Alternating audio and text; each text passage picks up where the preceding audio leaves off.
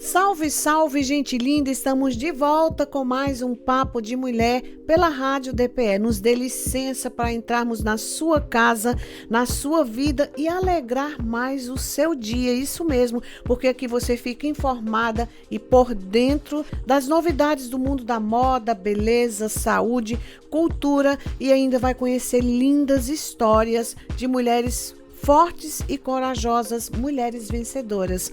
Desde já informamos que esse espaço é seu, foi feito para você, então fique ligada num Papo de Mulher e participe, nos dê sugestões, de toda forma você é muito bem-vinda.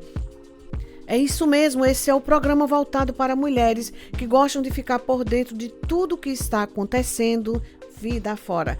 Mulheres com histórias de vidas interessantes e de superação. E essa história, inclusive, pode ser a sua.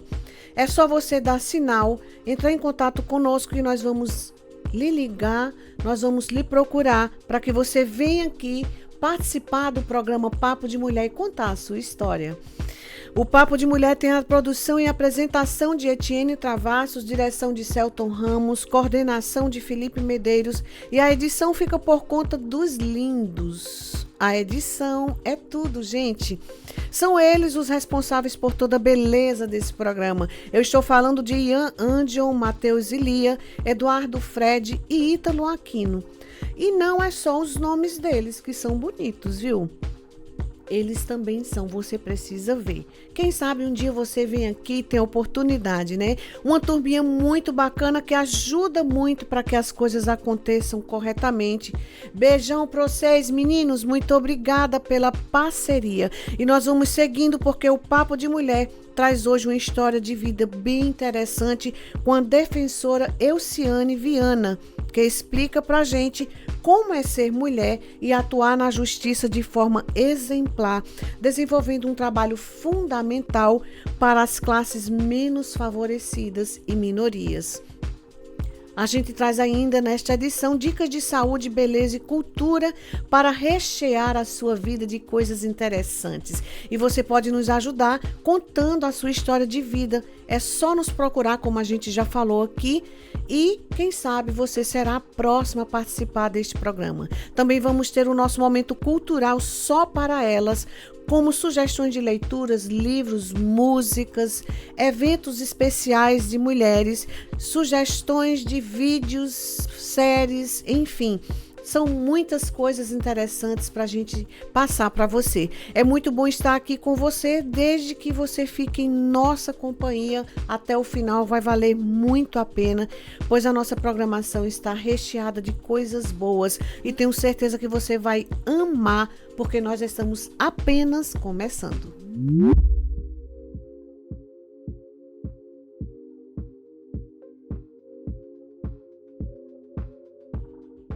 E no nosso quadro sobre comportamento e história de vida, nós vamos bater um papo muito bacana com uma mulher extraordinária, inteligente e muito preparada em sua área de atuação. Eu estou falando da defensora Elciane Viana, que também é empresária, esposa, mãe, uma mulher com uma história de vida cheia de conquistas e muitos desafios. Seja muito bem-vinda, doutora Elciane. É um prazer recebê-la aqui no Papo de Mulher. Obrigada, Etienne. Prazer também é meu estar por aqui. Eu agradeço já desde mão o convite. Que bom. Doutora, a gente vai começar perguntando para a senhora como é ser uma defensora pública? Então, na verdade, assim, a gente, naquela época, né, que a gente estudava para concurso, Sim. a gente jogava para tudo que é lado, né? Então, eu queria fazer concurso para magistratura, para o Ministério Público e também para a Defensoria, né?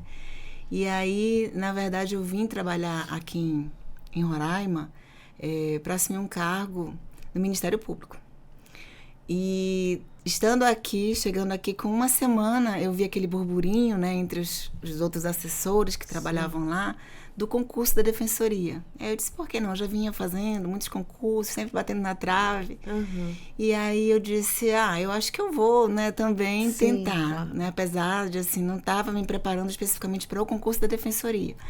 E aí falei com o meu chefe na época, né, que era um procurador de justiça, perguntei para ele o que ele achava, ele falou assim, faça, vai, pode ser, né, que dá certo. E eu resolvi, então, arriscar, e graças a Deus muito feliz, né, de ter sido aprovada. Era o primeiro concurso da Defensoria aqui no estado. Já existia a Defensoria, mas não tinha ainda sido realizado nenhum concurso. Sim. Então, para mim, foi uma satisfação muito grande, porque eu estava há pouco tempo aqui em Roraima. Eu sou natural do Amapá, de Macapá. Que legal. Mas eu, antes de vir para cá, eu morava em Belém, já também um tempo em Belém, fiz faculdade em Belém, me formei lá. Trabalhava lá na advocacia, então eu vim de Belém para cá, né? E aí, eu chegando aqui, né, para trabalhar no Ministério Público, eu gostei muito da cidade. Então, depois que eu passei no concurso, eu fiquei mais feliz ainda, né, de poder continuar. Doutora, então a senhora não estranhou tanto e a distância da região norte, todas essas peculiaridades que a gente tem, que a gente vive, porque a senhora já veio da região norte, né? Sou nortista de carteirinha, sempre morei no norte, tenho muito orgulho de ser nortista. É um prazer, uma alegria, né? A gente conhece coisas que outras pessoas não conhecem, vivemos São experiências, outras belezas, né? que muitas outras pessoas não podem desfrutar e não tem como. Doutora, qual é a sua área de atuação especificamente, assim, dentro da Defensoria? Então, eu desde que ingressei na Defensoria, eu optei em trabalhar no juizado, né? Então, a minha atuação é no juizado civil e criminal. São matérias que são de menor complexidade, né? Mas que abarcam um grande número, né, de ações. Sim. Só que são coisas assim situações que você consegue resolver mais rápido, né, levando em consideração que não demandam tantas provas, né? Então não precisa ser um processo tão demorado. Sim. E no criminal também, são delitos de menor potencial ofensivo, são crimes mais leves, né? Até me designo que eu sou defensora pública do café com leite, né? Eu não atuo num crime assim mais grave, né? E eu gosto muito, justamente por essa peculiaridade. Porque no juizado a gente consegue, né, na maioria dos casos, resolver a situação até de uma forma extrajudicial, às vezes nem demandando, aliás, a gente ingressar com uma ação, às vezes a gente consegue resolver no âmbito do nosso núcleo, chamando as partes, fazendo um acordo extrajudicial. Entendo. E no âmbito do criminal, fazendo uma transação, explicando quais são os benefícios da transação, da suspensão do processo, sem precisar também, né, chegar até a fase da sentença. Então, isso nos satisfaz muito, porque a gente vê o começo, meio e o fim, né, do processo. Sim. Doutora, todos os dias tem uma ação, vamos dizer assim, todos os dias tem um fato, uma história que precisa, assim, da sua atuação? Olha, depende da situação que chega até, né, a defensoria. Agora, lógico que sempre que chega uma situação, a gente tem que tentar resolver, né? Sim. Da melhor forma. Às vezes uma conversa, às vezes a situação da gente chamar a outra parte para resolver um problema, por exemplo, de uma dívida. Entendo. Às vezes uma situação de regularização do imóvel. Né? Então sempre tem uma situação que a gente precisa, mas tem coisas que a gente consegue resolver, como eu te falei, sem precisar demandar numa ação, necessariamente. Entendo. Então não é só voltada para um crime, vamos dizer, um crime mais grave. Existem crimes que são relacionados a débitos, a coisas mais leves? Na verdade, não são crimes, são condutas, né? Assim, porque crime mesmo, na verdade, os crimes são do juizado, né? Da parte do juizado criminal. Nessa situação de um débito, é numa parte civil, a gente resolve na questão civil. Sim. Então, essas questões em que existe um inadimplemento, uma falta de pagamento por parte de um devedor, a gente sempre tenta buscar, né, primeiramente, resolver de uma forma, como eu falei, judicial. E aí, não havendo possibilidade, a gente ingressa com uma ação de cobrança, uma ação de execução, quando é a questão de um título vencido e não pago, entendeu? Então, assim, depende da situação em si. Sim. Então, são muitos esses casos, viu, doutora? Todo mundo deve, né? Mas às vezes as pessoas conseguem pagar sem precisar recorrer. Chegar a situações extremas, né? Isso é muito bom. Mas isso vai muito da conversa, né? O que a gente percebe hoje em dia é que as pessoas não conseguem mais conversar, né? Parece que elas sempre têm que buscar a justiça. Elas têm uma sede de justiça. Uma sede porque acham que só consegue resolver se for daquela forma. E às vezes não, às vezes é uma conversa, né? Uma forma educada. Claro. Um pedido, de uma forma tranquila, de que naquele momento ele está impossibilidade de efetuar, de repente, como essa questão de dívida, né? Aquele pagamento, mas pedir um parcelamento, um prazo para efetuar. né? Então, às vezes, existe essa falta de entendimento entre as pessoas, a gente percebe muito. Tanto é que quando chega no nosso núcleo, a gente começa a conversar, parece que eles se desarmam. Ai, né? que bom. Isso é ótimo, porque a gente se sente também muito, né?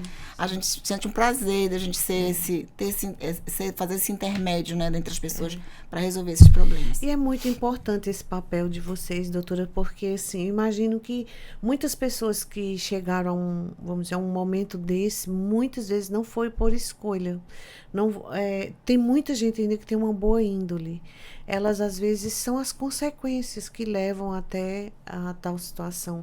Muita gente chega por ser irresponsável, às vezes, de não se ligar, de ter excessos, mas esse não é o caso de todo mundo, eu imagino. Então, deve ser... eu já fui vítima, né? Então, deve ser muito prazeroso ter essa oportunidade de estar de frente de um profissional como a senhora ou qualquer outro defensor, qualquer outra pessoa da justiça que possa dizer, olha, isso pode ser resolvido assim, não dessa forma, né? Exatamente. Porque, na verdade, também as pessoas vêm já, às vezes, com uma... Como elas vêm muitas vezes armadas, elas vêm com aquela concepção de que tem que ser daquele jeito, às vezes não é.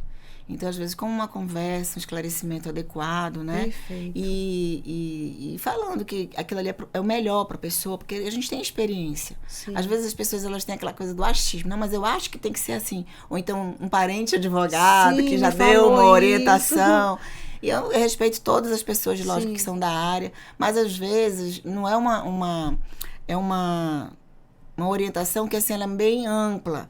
Ela não analisa aquele caso específico. Então, a gente está ali para analisar o caso específico para poder dar aquela orientação correspondente àquele caso. Perfeito. Não aquela coisa muito ampla, muito genérica, que as pessoas às vezes chegam com essa ideia de que vai se resolver rápido, ou então de determinada forma que não é bem daquele jeito. Sim. Mas se resolve também tendo boa vontade. Claro, muito bom, doutora.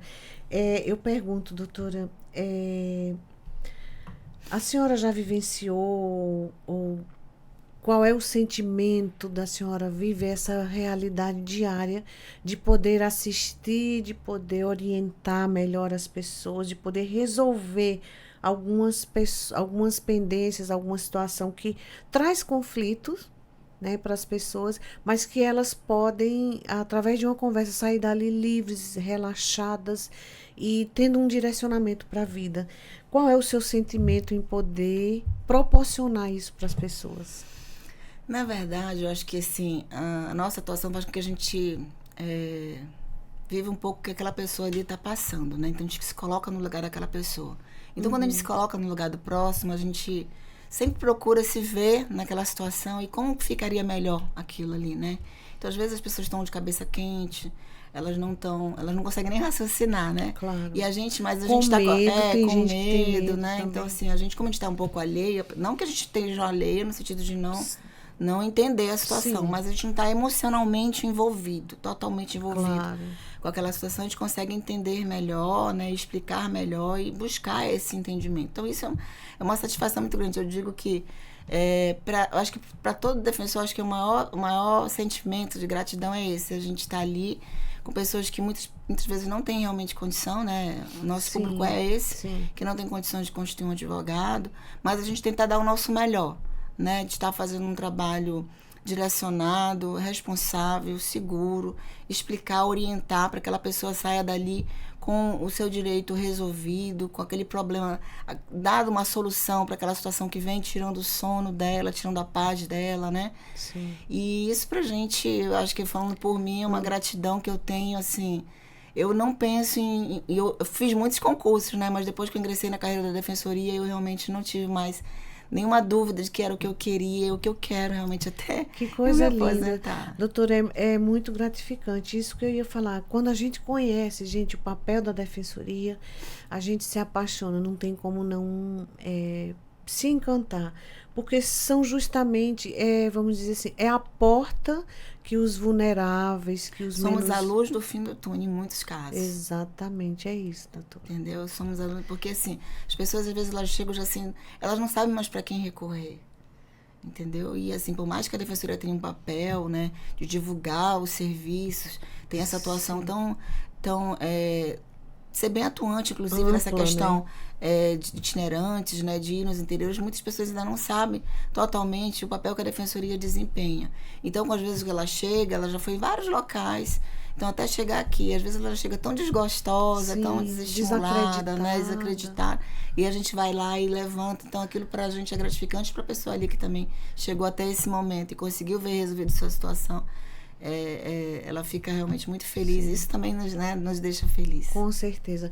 É um papel muito social, muito de cidadania e realmente é um exemplo, é uma alegria poder participar e conhecer melhor essa proposta de atendimento da Defensoria. Eu me sinto, assim, orgulhosa em poder conhecer né, esse trabalho de vocês, que é tão digno, tão importante. Doutora, e existem os desafios em todas as áreas. Na sua também deve existir. Quais são eles? Não, na verdade, os desafios da área, assim, no nosso caso, né, falando do defensor de modo geral, é ver o direito reparado. Às vezes a gente vê injustiças, né? Claro. Por mais que às vezes a gente se esforce, a gente reúna provas, a gente acredite que aquele direito vai ser reparado, existem situações que nem sempre acontece como a gente espera. Sim. Mas para isso existem também os meios, né, legais, que são os recursos para serem revistos, mas isso às vezes dá um sentimento de impotência, né? Sim. Mas isso é natural, entendeu? Porque em todo local, às vezes nem tudo se resolve da forma como a gente quer, assim como a gente explica para os assistidos. Claro. Também, isso também serve para a gente, né? Então, nossos desafios, que eu acredito, assim, que eu vivencio ainda na minha atuação, são esses de, às vezes, a gente se esforçar para que saia tudo de uma forma que a gente imagina que é o correto e às vezes não sai por alguma situação. Que não depende de você. Ai, desculpa. Tudo bem. Saiu. Vou colocar de volta. Uhum. Então, por uma situação que não depende somente da sua atuação, né? Porque na verdade depende de outras instâncias. De instâncias de outras pessoas, porque a Defensoria tem um papel, o defensor tem um papel, o Ministério Público, o promotor tem outro, o juiz tem outro. Então, né, se complementam, né? Mas então cada um tem o seu papel, né? E a gente sabe que quem decide, né, num processo é o juiz. Sim. Né? Porque é o papel do juiz de julgar. Sim. Entendeu? Então, assim, tem situações que a gente não como é que se diz, não fica satisfeito, né, com a decisão, mas às vezes ela é a mais justa, depois a gente entende, entendeu? Mas às vezes não é. Então é nessa situação que eu estou falando. Que a gente sente, né? Doutora, há uma situação já, ou que já passou pela sua mão, e que marcou muito a sua vida, a sua história como defensora, como mulher? Olha, assim, situações que me marcam sempre são situações que envolvem família. Apesar de eu não atuar na vara da família, mas existem situações no juizado em que existe demanda entre os familiares. Isso pra gente é muito difícil de entender, porque a gente acaba acreditando que a gente sabe que existem situações de conflito na família, né? Mas a gente espera que a maioria desses conflitos consiga ser resolvidos na família, né? Então já teve situações de eu estar por um lado de uma ação entre que o pai está movendo uma ação contra o filho. Nossa. Isso deixa a gente triste, sabe? E porque marca, né? e assim, mesmo tentando resolver de uma forma consensual, através de um diálogo, como eu falei pra gente que é o nosso, né, o que a gente sempre espera tentar resolver dessa forma, a gente vê que às vezes a gente não consegue e tem que chegar até um final com uma decisão, né, que acaba que aquilo ali impacta toda uma família. Sim. Né? Então isso pra gente marca. Deixa a gente triste, porque a gente não espera atender esse tipo de situação, né? Entendeu? De dívidas entre familiares, porque a gente sabe que os valores deveriam ser outros, né? Verdade. Entendeu? Então, assim, a gente fica triste, mas a gente sabe que isso acontece. É uma realidade, infelizmente. Acontece. E, assim, as coisas, elas parece que tem um sentimento maior, a gente valoriza mais quando acontece ou quando diz respeito à família, porque é onde a gente acha... porque a família é nosso porto seguro. Então, quando você vê que na própria família tem uma situação assim, que as pessoas não têm esse entendimento, a gente se frustra, né? Claro. É esse que é o Se coloca que é a às vezes no situação. lugar. Né? A gente se põe no lugar, não tem Sim, jeito. não tem jeito, como, acaba né? se colocando. Doutora, e a senhora já enfrentou algum tipo de preconceito na sua história, na sua carreira profissional por ser mulher? Olha, assim, um preconceito assim que eu tenha me sentido muito mal, acho que não. Mas assim, a gente percebe algumas diferenciações, às vezes, num trato, né? Então, às vezes, numa sala de audiência, a gente percebe, às vezes, quando tem, por exemplo, um promotor, um juiz e uma defensora, que no caso eu, né? Uma certa diferença, assim, né? Tipo, uma conversa, mas eu não sei se é por conta realmente dos homens ficarem até envergonhados com esses determinados assuntos. Então, eu sinto eles um pouco próximos e um pouco distantes quando é a defensora, né? Mas, assim, nada, assim, que eu tenha me sentido, né? Que tenha, assim, me agredido, afrontado. Né? Não. Entendeu? Assim, teve uma situação específica, uma que foi com... eu estava grávida, né, da minha última filha. Acredito que o juiz não sabia e eu me atrasei porque eu estava fazendo atendimento e eu pedi para que fosse avisado que eu estava só concluindo o atendimento no meu gabinete. Trabalhava no mesmo âmbito, na época eu trabalhava dentro do fórum, onde funcionava as audiências, onde era a sala de audiência. Me dá um segundo que eu estava concluindo o atendimento de uma senhora, era uma idosa. Quando eu cheguei na sala, o juiz disse que já estava mandando redigir um documento para minha corregedoria, informando do meu atraso, que eu estava atrasando a pauta, né, das audiências dele. É uma falta de empatia tão grande. Aí eu grande. cheguei e falei assim, nossa, doutor, eu estava aqui no próprio prédio, não estava na minha casa, né, estava a caminho, não estou chegando atrasado, estava em outro atendimento. Sim. Né? E eu mesmo explicando para ele, mas ele foi bem intransigente, sabe? Eu não sei, mas eu já estava com um pouco, né, com a minha gravidez um pouco aparente já. Mas mesmo assim ele foi, né, bem, e aquilo ali me tocou, sabe? Sim. Me tocou porque eu também estava mais vulnerável pela questão da gravidez. E eu achei que naquele momento ele foi um pouco, talvez, machista. Não sei se até que ponto, se fosse um defensor, ele fosse agir da mesma forma. Entendo. Porque tinha outras pessoas na sala, tinham advogados, tinham estagiários, tinha o próprio servidor que estava ali ao lado. E aquilo, eu fiquei tão pequenina, sabe? Claro. E aquilo ali me marcou. Sim. Então, foi uma situação que foi difícil. Mas, assim, eu não sei, como eu estou te falando, se foi uma situação específica, né? Ou porque eu estava realmente mais vulnerável pela questão da gravidez. Eu acredito que é a falta de empatia mesmo. Em todos Mas, no modo geral, assim, eu acho que a gente é muito bem recebido, né? É respeitado, a gente ganhou um respeito, né? Claro. Até por conta da nossa própria atuação, que ela é muito necessária. Muito necessária e muito real, né? Todos os dias a gente sabe vamos dizer, da demanda de trabalho de vocês, de todos os defensores, que é muito grande, em virtude das necessidades dos menos favorecidos, dos mais necessitados, enfim. Doutora, a gente também sabe que talvez não seja a sua área de atuação, mas existe uma questão também voltada para a mulher que é muito triste, que são os índices que continuam muito altos de feminicídios, os índices de violência contra a mulher, e às vezes dentro da própria casa, no mesmo âmbito familiar. E eu gostaria que a senhora comentasse a respeito dessa proposta, assim, da importância da mulher se valorizar e buscar sua independência, não só financeira, mas também a sua dependência emocional. Eu não tenho atuação especificamente na área de violência doméstica, mas eu também atuo nos plantões da custódia e me deparo praticamente todos os plantões com situações de violência doméstica. Hoje mesmo eu estava na custódia de manhã e teve situação, né, de violência doméstica, onde um agressor já tinha uma medida que ele não poderia se aproximar da sua ex-companheira, e mesmo assim o fez, alegou que tinha bebido um pouco, mas não lembrava de ter ido até a casa, né? Lembrava que quando foi abordado pelos policiais, estava bem longe, mas já tinha ido, o vizinho viu, enfim. Então é uma realidade, infelizmente.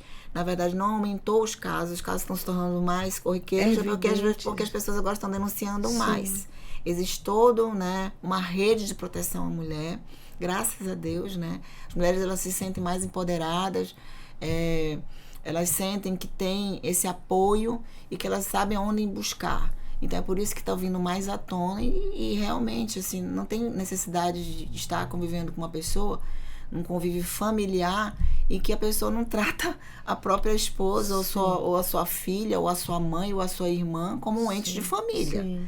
Né? Então, assim, se não existe esse convívio harmônico, né? Porque conflitos todos temos. Todos nós temos. Todos passamos. Mas o conflito que passa de uma situação, de uma discussão, do desentendimento, por uma falta, né, por uma agressão moral, ou porque às vezes muitas pessoas só falam muito da agressão física, né, mas a agressão moral ela é tão grave quanto a física, porque impacta no intelecto da pessoa. A pessoa, às vezes, ela fica com problema de depressão, ela chega a se suicidar. Claro. Você vê quão grave é a situação, né? Então, assim, é importantíssimo realmente que cada vez cresça mais esse apoio, que a mulher não tenha medo, não tenha receio de falar, né? De buscar ajuda. E se ela vê que tem a possibilidade ainda de um entendimento com seu parceiro, desde que, lógico, não seja uma situação assim tão grave, que ela busque uma orientação, busque fazer uma terapia em casal, busque tentar resolver, para que, se ela tenha esse interesse de permanecer numa família, né, casal, mas que conviva de uma forma saudável. Se não for para viver dessa forma, que cada um busque o seu caminho, né, busque resolver sua vida de outra forma, mas o que ela não pode é aceitar, né, nem compactuar com agressões, porque é uma agressão que começa com ela, mas que os filhos veem e mais tarde, querendo ou não, aquilo vai se repetir. Né? É um ciclo. A filha que vê o pai agredindo a mãe, mais na frente ela vai achar natural o namorado agredi-la, porque ela conviveu com aquilo. Que triste. Então isso. É por isso que tem que ser realmente muito combatido. Né, doutora? Doutora, é verdade que a violência hoje, a violência doméstica em especial, ela não escolhe classe, cor e nem raça. Ela está em todos os âmbitos da sociedade. A gente poderia, vamos dizer, confirmar essa realidade? As próprias notícias confirmam isso, né? Teve um caso agora emblemático, uma apresentadora, verdade, né? Em que ganhou sofria aí exatamente a mídia. E depois de toda essa situação, ela resolveu pedir o divórcio. Acho que o companheiro dela também, né? Ao mesmo tempo, um entrou com divórcio contra o outro, mas enfim. Então, para você ver, né? Já teve situações de esposas de juízes, né? Esposas não só de juízes, pode ter também a esposa de um defensor, esposa de um promotor, esposa de um delegado de polícia, esposa de um comerciante, de um empresário famoso. Claro. Então não existe. Não é só as pessoas mais humildes que têm situações. Agora a gente sabe que, do modo geral, a dificuldade financeira ela impacta em outras situações, né? Claro. Então muitas pessoas recorrem à bebida, recorrem a drogas, as pessoas às vezes não são menos abastadas, e aquilo ali é um gatilho, né? Sim. Então ela chega em casa, vê a situação de faltando as coisas básicas, né? E como aí aquilo ali gera uma discussão. Sim. Então, assim, a gente sabe que tem fatores que podem ser mais preponderantes em alguma classe, mas nenhuma é excluída. Nenhuma. Essa fica aí a dica, que ninguém está livre, né? Mas vamos tentar despertar para que a gente não seja uma vítima, mais uma. Exato. Né, doutora? Deixe uma mensagem, doutora, para fechar o nosso bate-papo, uma mensagem especial para as mulheres que nos assistem, porque, olha, tem muita gente aí ligadinhas conosco, e eu gostaria que a doutora Elciane Viana de Souza, deixasse aí uma mensagem especial para as mulheres que nos ouvem nesse momento. Bem, eu representando a classe, né? Eu digo que eu sou, eu acho que eu não consigo me enxergar como homem. Só como mulher. Eu sou muito feliz, né, de ser da classe feminina. Eu acho que as mulheres chegaram num patamar que ninguém mais segura. As mulheres são muito competentes, elas são responsáveis, elas sabem o que elas querem. Isso não quer dizer que elas querem ser melhor, nem maior do que ninguém, elas só querem o seu lugar. Entendeu? Então, assim, eu falo por mim, eu não quero disputar com ninguém, eu não preciso disputar com ninguém, eu só quero ser respeitada no que eu faço. Sim. Né? Então, muito assim, bom, doutora. Eu acho que é isso, eu acho que a gente tenta se aperfeiçoar no que gosta, né? Busca conhecimento, aprimoramento, para que a gente possa também ter voz, para que a gente possa ser uma pessoa que, de repente, as pessoas se identificam com aquele caminho, né? Sim. Então, assim, poxa, ela chegou ali, eu também posso chegar. Então, todo mundo que tem um desejo, um sonho, como eu também tive, de ser, né? Primeiro, me formar em direito e seguir uma carreira jurídica, que saiba que tem dificuldades. É um percurso, ninguém consegue chegar de um lado para o outro sem ter esse percurso. É um percurso árduo, mas ele é necessário. Sim. Porque é isso que faz a gente dar valor às conquistas, né? Claro. Então, assim, é isso. Se você tem um sonho, tem um desejo, você correr atrás, você se aprimorar, você estudar, para que você possa chegar a ser um exemplo, né, para as outras pessoas e que as pessoas te respeitem pelo que você conquistou. E o que isso. Você é, exatamente. E é possível, né, doutora? Sim, sempre. Basta você ter desejo.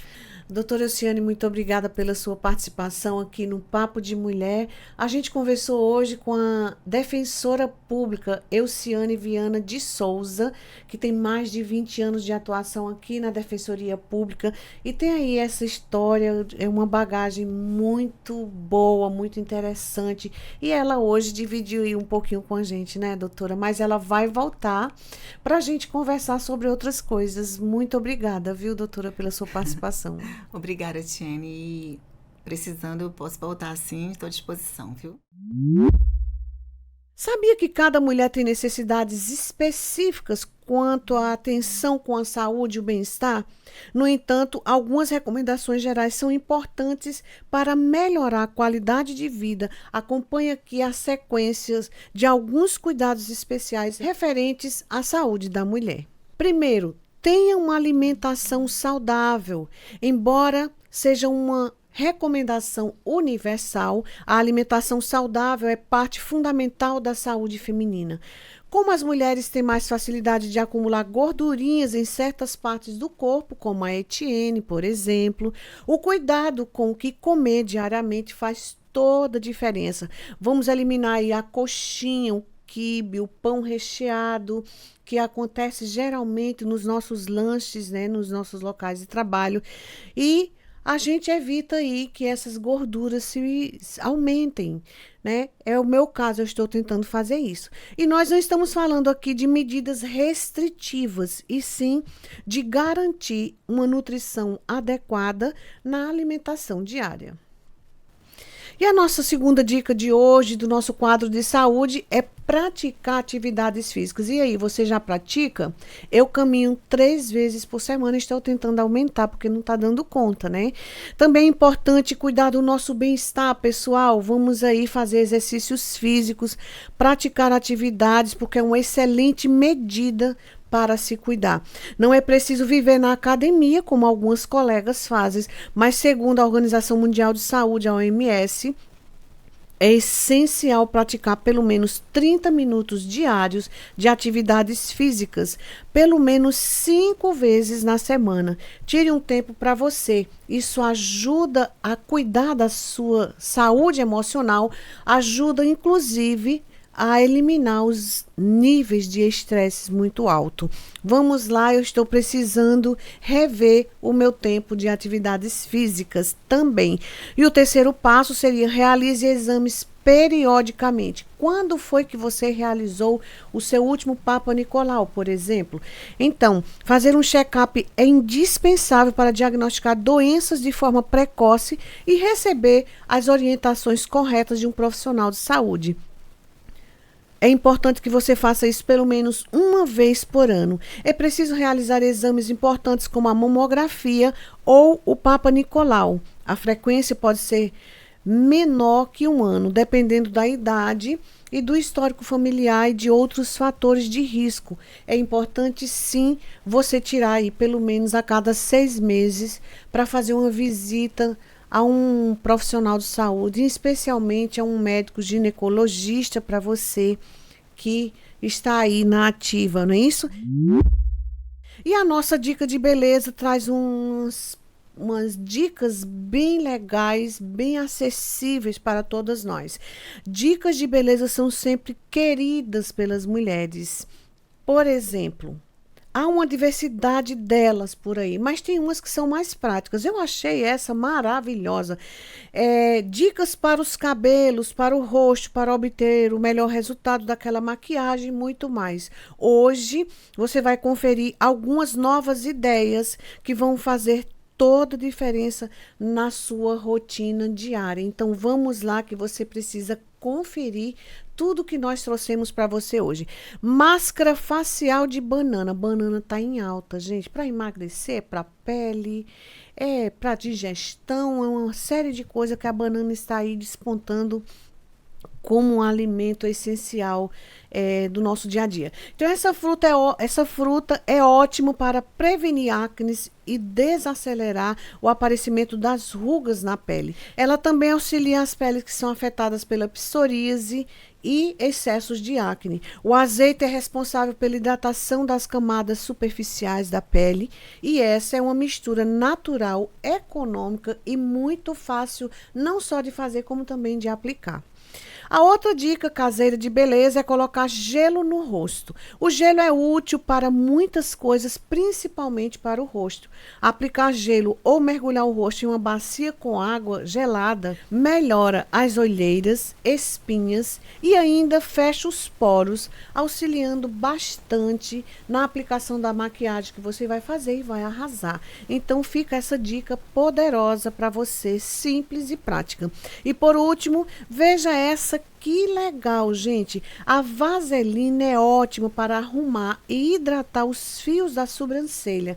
Ela possui capacidade de oclusão, auxiliando a pele contra a evaporação de água em excesso, impedindo a desidratação e cuidando para hidratar a sobrancelha. Então, faça o teste e tenha sobrancelhas lindas, penteadas e cheias o tempo todo. Você aplica pela manhã e passa o dia inteiro com a sobrancelha arrumada.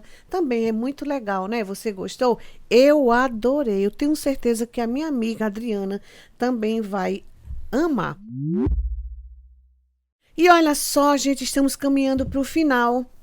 Mas não precisa você ficar triste, porque a semana que vem tem mais. Mas antes de concluir o programa Papo de Mulher, eu vou deixar aqui uma dica cultural maravilhosa.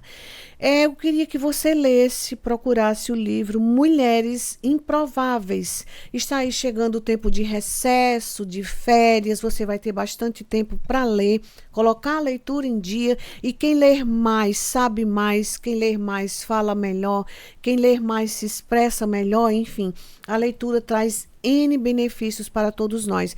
E eu deixo aqui essa sugestão, gente, eu ganhei de presente esse livro, estou amando, Mulheres Improváveis. E aí eu vou dar aqui só um spoilerzinho para você que fala assim o livro, olha, você se sente uma mulher improvável? Saiba que você é. E por isso foi escolhida por Deus. Deus quer que você se torne forte e corajosa, mesmo que todas as circunstâncias digam que você não é capaz. O Senhor, por meio do seu amor e cuidado, capacitará e desenvolverá você para grandes projetos. Você tem sonhos e projetos? Então leia Mulheres Improváveis, que você vai se identificar muito e será uma grande companhia nos seus tempos de folga e você vai amar. Muito obrigada a você que ficou conosco. Esse foi o Papo de Mulher desta semana. A gente volta semana que vem, se Deus quiser, com muito mais histórias, com dicas de beleza, saúde e cultural. Até lá, eu aguardo você.